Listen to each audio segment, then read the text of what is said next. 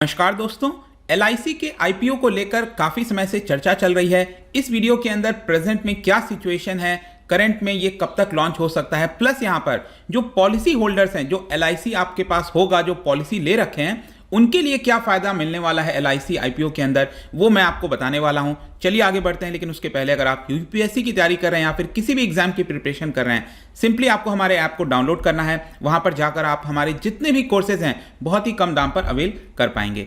चलिए देखते हैं एग्जैक्टली यहाँ पर चल क्या रहा है, हम क्यों इसके बारे में डिस्कस कर रहे हैं। देखिए, जो सेंट्रल गवर्नमेंट है वो यहाँ पर कोशिश में लगी हुई है कि जो भारत की सबसे बड़ी इंश्योरेंस फर्म है लाइफ इंश्योरेंस कॉर्पोरेशन एलआईसी, उसको स्टॉक एक्सचेंज पर लिस्ट कर दिया जाए। क्योंकि आपको पता होगा कि जिस प्रकार से आप बाकी कंपनीज के शेयर्स खरीद सकते हो, जैसे रिलायंस, टाटा या फिर कोई भी पीएसयू हो गया, भेल हो गया, उसके आप शेयर्स खरीद सकते हैं क्योंकि वो स्टॉक मार्केट पर लिस्टेड है।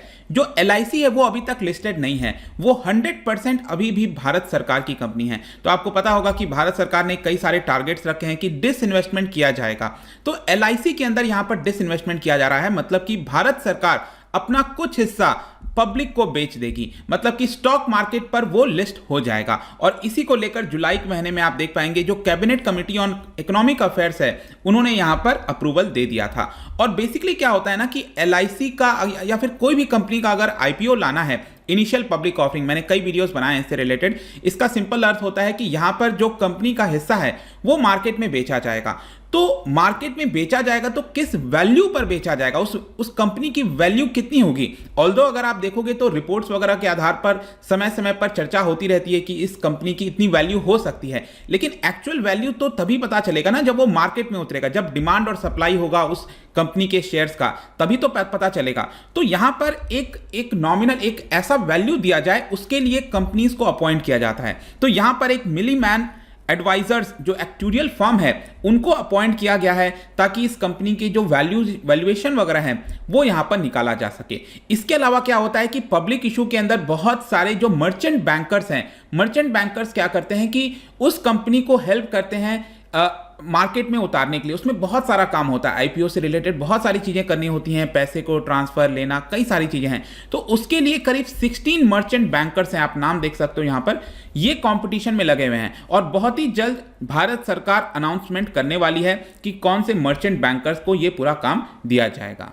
अगला यहां पर क्वेश्चन आता है कि सरकार एलआईसी आईपीओ क्यों लाना चाहती है, उसको अपना शेयर क्यों बेचना चाहती है। देखिए, ऑलरेडी अगर आप देखेंगे जो भारत सरकार का डिसइन्वेस्टमेंट का टारगेट है वो उतना पूरा नहीं हो पा रहा है, वो सक्सेसफुली नहीं हो पा रहा है। हर साल आप देखिए तो भारत सरकार कुछ ना कुछ टारगेट लेकर आती है, 1 लाख, 2 लाख, आई थिंक शायद पिछले साल तो 2 लाख से ज्यादा का टारगेट था, बहुत कम अचीव हुआ, हो ही नहीं पाया, कोविड वगैरह का कारण दिया गया।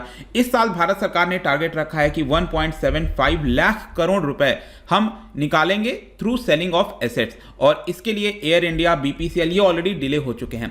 तो जरूरी है कि एलआईसी का आईपीओ अगर ये टारगेट मिल जाता है, क्योंकि इसके तहत बताया जा रहा है कि भारत सरकार को 1 लाख करोड़ रुपए तक के आसपास मिल सकता है। तो अगर ऐसा हो पाता है तो एक बड़ा टारगेट जो है वो भारत सरकार अचीव करने में सक्सेसफुल हो सकती है। जहां तक बात है कि ये आईपीओ कब तक आ सकता है, देखिए अभी तक कोई प्रॉपर डेट निकाला नहीं गया है, लेकिन इसी साल के 3rd या 4th क्वार्टर तक, मतलब अगले साल के भी आप देख सकते हो 2022 का जो जनवरी से मार्च का महीना है, मोस्ट प्रोबेबली बताया जा रहा है कि उस समय ये आईपीओ आएगा। और यहां पर ऑलरेडी मैंने आपको बता दिया कि इसके तहत 1 लाख करोड़ भारत सरकार अपने पास लेने वाली है। अब इसके लिए क्या हो रहा था ना कि इसमें बहुत सारी दिक्कतें आ रही थी।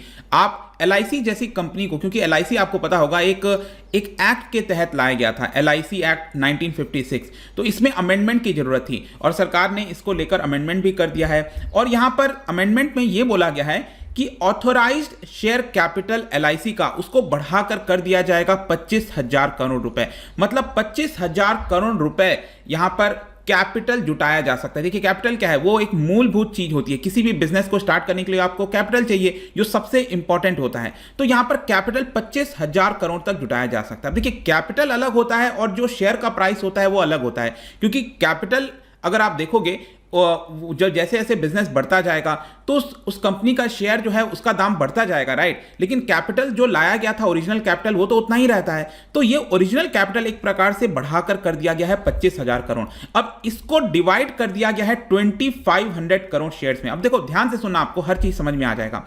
2500 करोड़ शेयर्स हर एक शेयर का कीमत कितना रखा गया है, 10 रुपए रखा गया है। मतलब आप इसको मल्टीप्लाई कर दोगे कितना हो जाएगा, 25,000 करोड़ हो जाएगा। तो ये जो 25,000 करोड़ जो 2500 करोड़ शेयर्स हैं, ये किसके शेयर हैं बेसिकली, ये भारत सरकार के शेयर हैं। आई होप कि आप समझ पा रहे होगे, क्योंकि 100% कंपनी किसकी है, भारत सरकार की है, और हर एक शेयर की कीमत कितनी है, 10 रुपए है। अब आप जस्ट इमेजिन करके देखो, शेयर की कीमत 10 रुपए रखी गई है, लेकिन जब इसको मार्केट में उतारा जाएगा और एक शेयर की कीमत, सपोज मैं कहता हूं मार्केट में जब आए, क्योंकि कंपनी तो बहुत लंबे समय से काम कर रही है, तो यहां पर अगर उसकी कीमत रखी गई 100 रुपए, तो डिफरेंस कितना हुआ, 90 रुपए। तो ये 90 रुपए किसका मुनाफा हुआ, ये भारत सरकार का मुनाफा हुआ, राइट। तो 2500 करोड़ शेयर्स में से सपोज मान के चलो, अगर मैं कहता हूं कि भारत सरकार ने 500 करोड़ शेयर बेच दिया और 500 करोड़ इंटू आप 90 कर लो, तो ये मुनाफा हो जाएगा। मैं जस्ट एक एग्जांपल के तौर पर बता रहा हूं ताकि आपको चीजें समझ में आ जाए, ठीक है। तो ये होता है ऑथराइज्ड कैपिटल, और इसके ये जब शेयर लिस्ट किया जाएगा तो उसका दाम 10 रुपए थोड़ी होगा, वो दाम हो सकता है 100 हो जाए, 150 हो जाए, 200, 250, वो डिपेंड करेगा। जब ये शेयर लिस्टिंग होगी तब हम देखेंगे कि एग्जैक्टली कितना रुपए निकल कर आता है। लेकिन अब यहां पर क्वेश्चन आता है कि जब ये लिस्टिंग होगी तो इससे यहां पर जो पॉलिसी होल्डर्स हैं उनको क्या बेनिफिट होगा। देखिए काफी बड़ा बेनिफिट हो सकता है, मैं आपको बताता हूं। सबसे पहला, जो एलआईसी के पॉलिसी होल्डर्स हैं उनके लिए मोस्ट प्रोबेबली 10% जो हिस्सा है सिर्फ उनके लिए रिजर्व किया जाएगा। अगर आप में से कुछ लोग आईपीओ वगैरह में इन्वेस्ट करते हैं तो आपको पता होगा कि रिसेंटली जिस प्रकार का बूम आया था आईपीओ के अंदर, चल ही रहा है एक प्रकार से, लोग बहुत सारा पैसा लगाने के लिए तैयार हैं। मतलब कि कोई कंपनी है वो कह रही है कि हम 1000 शेयर बेचने के लिए रेडी हैं, लेकिन लोग यहां पर 10,000 शेयर खरीदने के लिए रेडी हैं। आप जस्ट इमेजिन करो, कंपनी के पास सिर्फ 10,000 शेयर है बेचने के लिए, ठीक है, लेकिन लोग कह रहे हैं कि नहीं हमें 10,000, मतलब इतनी तक की बोली लग जा रही है, मतलब लोग ज्यादा लगा दे रहे हैं। तो जाहिर सी बात है, जब ज्यादा डिमांड है किसी शेयर को खरीदने के लिए, तो यहां पर सबको तो वो मिल नहीं पाएगा, क्योंकि शेयर तो सिर्फ 1000 ही है। इसके लिए क्या होता है कि आपका लकी ड्रॉ के बेसिस पर ये सारी चीजें की जाती हैं, और बहुत ही कम लोग होते हैं। मतलब कि मोस्ट प्रोबेबली अगर सपोज कोई सब्सक्रिप्शन 100 गुना बढ़ गया, आपने सुना होगा ना, ये एक किसी कंपनी का सब्सक्रिप्शन 100 गुना बढ़ गया, मतलब कि हर 100 में से एक व्यक्ति को यहां पर वो आपका आईपीओ अलॉट होगा, तो बहुत कम चांस हो जाता है। लेकिन अगर आप एलआईसी के पॉलिसी होल्डर्स हैं तो सिर्फ और सिर्फ पॉलिसी होल्डर्स के लिए 10% हिस्सा उन्हीं के लिए रखा जाएगा कि ये सिर्फ वही खरीद सकते हैं। इससे क्या होगा कि उनके पास चांस बढ़ जाएगा। अगर मैं कहता हूं कि यहां पर नॉर्मल पब्लिक के लिए 100 में से 1 का चांस है कि उनको पॉलिसी मिले, तो most probably LIC policy holders के पास हर 10 में से 1 चांस होगा कि आपको वो आईपीओ मिल सकता है। और ज्यादातर यही बताया जा रहा है कि जब एलआईसी का आईपीओ आएगा तो इसमें बंपर मुनाफा होगा। एटलीस्ट आपका पैसा डबल हो सकता है, 2.5 गुना भी हो सकता है, कुछ भी हो सकता है, वो आगे हम देखेंगे, अभी तो कुछ नहीं पता। लेकिन यहां पर आपके मन में एक और सवाल आना चाहिए कि 10% ही क्यों, जो पॉलिसी होल्डर्स हैं उसके लिए 20% भी शायद सरकार यहां पर रिजर्व कर सकती थी। देखो यहां पर एक नियम होता है। नियम क्या होता है कि बेसिकली जो सेबी है, जो रूल्स वगैरह बनाती है, उसका कहना है कि किसी भी आईपीओ के अंदर कोई जो कंपनी होती है वो अपने एम्प्लॉइज को, जैसे रिलायंस अगर आईपीओ निकालता है तो वो अपने खुद के एम्प्लॉइज के लिए 10% से ज्यादा हिस्सा नहीं रख सकता। सेम उसी प्रकार से यहां पर जो अमेंडमेंट किया गया था एलआईसी एक्ट के अंदर, उसमें बोला गया जो भी रिजर्वेशन किया जाएगा वो नॉर्मल जो पब्लिक इशू में रिजर्वेशन किया जाता है अपने एम्प्लॉइज के लिए, उसी के हिसाब से किया जाएगा। तो यहां पर भी 10% का ही हिस्सा रखा जाएगा। और इसके साथ साथ एक और चीज है कि उन पॉलिसी होल्डर्स को 10% का और बेनिफिट मिलेगा। सपोज मैं कहता हूं कि एक एलआईसी का आईपीओ आया जिसमें आपको एक शेयर यहां पर 100 रुपए का है, ठीक है, तो नॉर्मल पब्लिक के लिए 100 रुपए का होगा, लेकिन जो पॉलिसी होल्डर्स हैं आप, तो यहां पर आपको 10% का और बेनिफिट होगा, मतलब सिर्फ 90 रुपए में आपको वो शेयर मिल जाएगा। आई होप कि आप समझ पा रहे होगे। तो एक तो आपके पास चांसेस ज्यादा हो गए कि आईपीओ मिलने का, दूसरा आपको यहां पर डिस्काउंट भी मिल रहा है। तो ये फायदा होने वाला है पॉलिसी होल्डर्स के लिए। एक चीज और मैं आपको बताता हूं, यहां पर कई लोग सोच रहे थे कि ये जैसे कि अगर आप एलआईसी का आईपीओ खरीदते हो ना, तो एक इंपॉर्टेंट चीज याद रखना कि आपका पैसा कभी डूबेगा नहीं। मतलब उस पर सॉवरेन गारंटी रहती है कि भारत सरकार की कंपनी है तो वो आपको पैसा मिलेगा ही मिलेगा, तो सॉवरेन गारंटी है। तो यहां पर एक क्वेश्चन आ रहा था कि क्या ये एक बार स्टॉक मार्केट पर लिस्ट हो जाएगा तो क्या वो सॉवरेन गारंटी चली जाएगी? नहीं जाएगी। अगर आप एलआईसी के पॉलिसी होल्डर्स हैं तो अभी भी आपका पैसा एकदम कंप्लीटली सेव है। अब प्राइवेट में क्या होगा, बाई चांस कोई कंपनी डूब गई, आपने पॉलिसी वगैरह लगाया था इंश्योरेंस का, आपका पैसा डूब गया, आपको हो सकता है ना मिले शायद, लेकिन इस केस में यहां पर नहीं होने वाला। तो ये चीज आपको ध्यान रखना है। नेक्स्ट यहां पर एक और मैं आपको इंपॉर्टेंट अपडेट बताता हूं कि एलआईसी का आईपीओ जो है वो स्प्लिट तरीके से आ सकता है। अभी ये क्यों आ सकता है, देखिए अभी रिसेंटली आप देखोगे कई सारे पब्लिक ऑफरिंग्स वगैरह आए हैं, जैसे कि जोमेटो ने 9,000 से ज़्यादा करोड़ रुपए यहाँ पर जुटाए।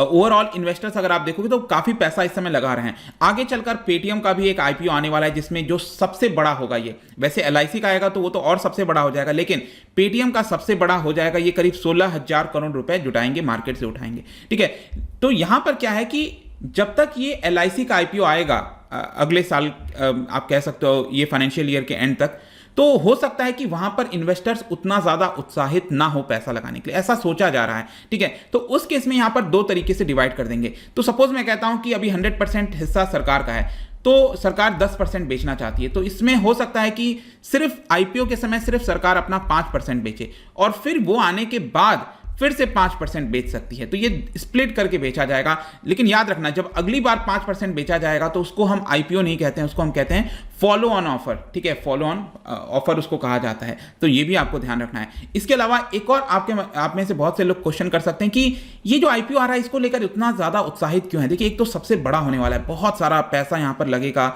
लोगों को मुनाफा होगा जिसको भी आईपीओ मिलेगा। इसके साथ साथ जो ओवरऑल इंश्योरेंस सेक्टर है उसको एक काफी बड़ी मजबूती मिल सकती है। कैसे? अभी अगर आप देखो तो हमारे देश में इंश्योरेंस का पेनिट्रेशन बहुत कम है। 2019 के अकॉर्डिंगली अगर आप देखेंगे तो जस्ट 2.82% लोगों के पास ही इंश्योरेंस है। तो मार्केट अभी भी बहुत ह्यूज है, कंपनीज कैप्चर कर सकती हैं यह जो मार्केट है।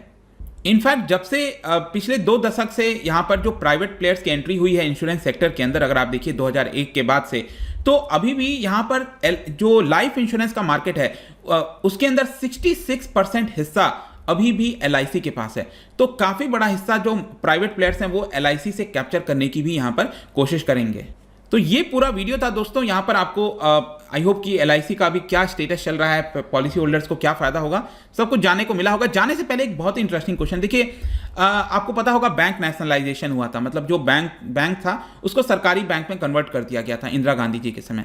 तो उसी प्रकार से इंश्योरेंस का भी राष्ट्रीयकरण किया गया था। जो इंश्योरेंस कंपनीज हैं, तो करीब 107 इंश्योरेंस कंपनीज थे जिसको नेशनलाइज करके एक सिंगल कंपनी में बना दिया गया था, उसका नाम है general insurance corporation of India.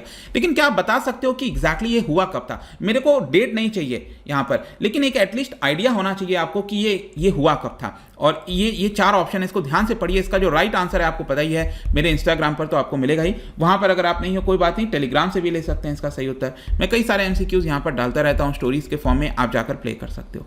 बाकी अगर आपको पीडीएफ चाहिए तो टेलीग्राम पर आइए, अलग अलग सोशल मीडिया पर भी आप जुड़ सकते हैं। साथ ही साथ अगर आप यूपीएससी की तैयारी कर रहे हैं, किसी भी एग्जाम की प्रिपरेशन कर रहे हैं, सिंपली डाउनलोड आवर ऐप, वहां पर जाकर आपको सभी कुछ बहुत ही कम दाम पर मिल जाएगा। आई होप कि वीडियो आपको पसंद आया होगा। मिलता हूं आपसे next time. Till then, thank you very much, see you soon.